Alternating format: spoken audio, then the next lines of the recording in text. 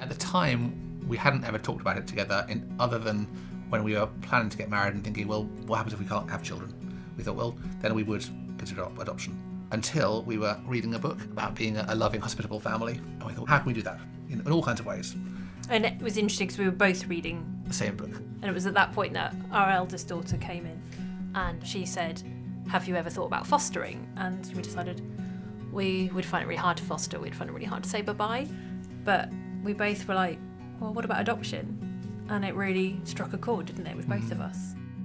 We first met her on an autumn day where we didn't realise we were going to meet her. Our social worker came and said, do you want a quick peek?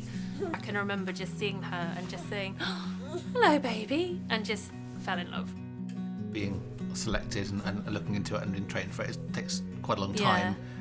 It's more than you expect because you think, okay, I've made the decision, why aren't things moving a bit quicker? But then you reflect and think, do you know what, we want them to do it properly. I mean, I'd never met a social worker or probably met anyone who had met a social worker.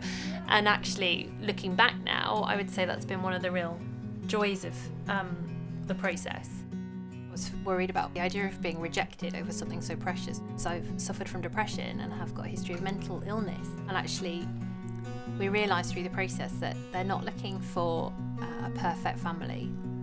They're looking for a home. And like all homes, ours is not perfect at all, but it is loving and it's safe.